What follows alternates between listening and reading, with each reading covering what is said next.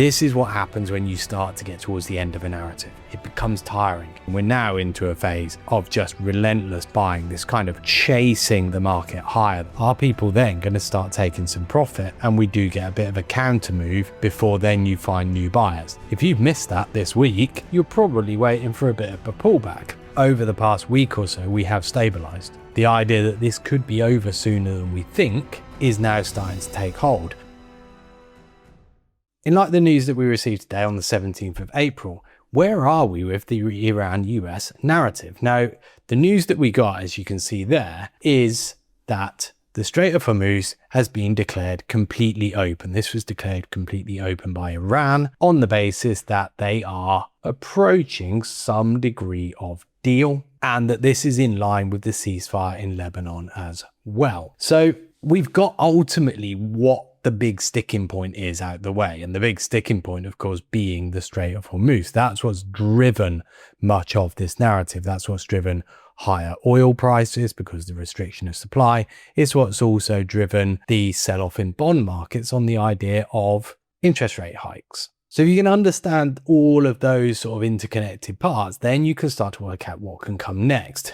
Understanding of these interconnected parts and how one thing links to another is so vital. It's something we train all of our traders on. So more info on that, click the link below. Now, what you have to do is go and look at the news itself and then ask yourself, well, how have markets reacted to this, and have they reacted in a way that you expected? Now, the obvious place to go here is to go and have a quick look at oil. Now, oil has sold off, and it has continued a move that it has been on for some days now.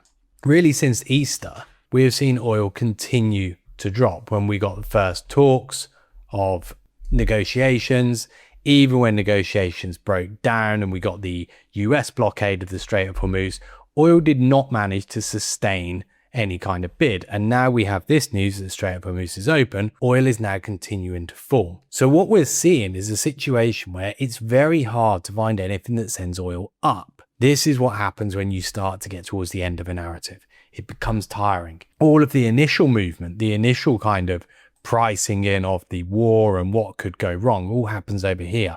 This was at the beginning of March. Now we're into the phase of the kind of if this, if that, and that generally reduces the number of opportunities and makes them more technically orientated, but also a lot of opportunities become more sketchy, is a good way of putting it, in a way a lot of traders have put it, that you can hit a piece of news and it doesn't really go.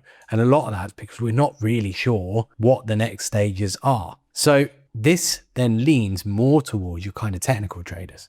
If you look at this recent breakdown that we got, oil breaks nicely out of a range.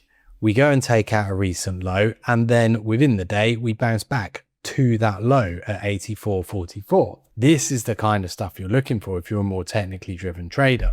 So it could well be that we're moving in that direction, just that the technicals are generally becoming cleaner and you're less reliant on news. But a lot of markets, the equities, for example, the S&P seems to have decided for quite a while now that this is done. We're now into a phase of just relentless buying, this kind of chasing the market higher that we've seen over the last week or so in the S&P. So this now puts you in a new situation where it's very hard to see any bad news as genuinely bad, and bad news is merely a chance for more buying.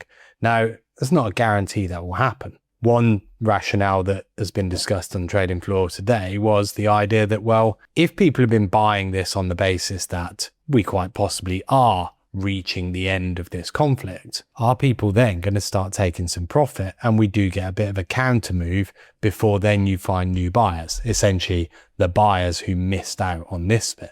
So people are going to be waiting. Yeah, the S&P's gone pretty much straight line 400 points. If you've missed that this week, you're probably waiting for a bit of a pullback. And so then if we get some profit taken, is this where we're then going to get the pullback for continuation higher? So all of these kind of questions and scenarios are the things you need to think about more broadly, rather than just simply where's the next trade or where's the next comment. So that covers your kind of technical side of things. Now, from a more fundamental side of things, you've got the question around interest rates. One of the big directional movements that has come during this has been, certainly from the beginning of March, the sell-off in bonds. Bonds have sold off on the basis of inflation. We see this in the long end bond. So this is the Bund.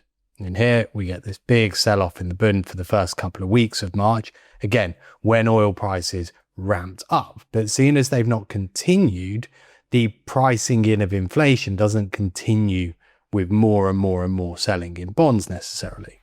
We've also seen, from an interest rate perspective, much of the movement there has been pulled back. If we go back to the beginning of March, this again is where we were. You get this big sell-off. So this is in 2-year treasuries. This is probably one of the best ways of looking at the pricing in of rate hikes. 2-year treasuries sell off and they continue to sell off.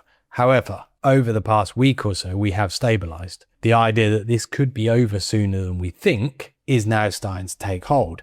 And again, with this being solved rather quickly, the question about rate hikes has to now be questioned itself. Is it justifiable to raise rates based on a short-term run-up in oil prices? This is the next sort of fundamental area that you can be looking for. You've always got to think about how's the narrative evolving? What could be the next thing? That's the thing that we're going to be looking at now.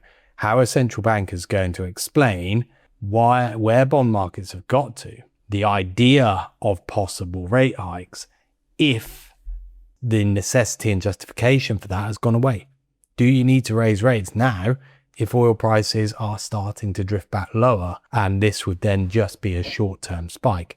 That's a question that we're likely to start finding the answers out to soon as we move towards the end of this month and hit the Fed and the ECB interest rate decisions. So in terms of narrative on the fundamental side, this could be the place to be now. This is no guarantee that that will be the case, but this is kind of the way you have to look at these types of opportunities. It's not always about just looking at the comment. It's about thinking through the narrative, how this will develop in the coming days, weeks, months, and where the next opportunities are likely to lie, be that technical or fundamental.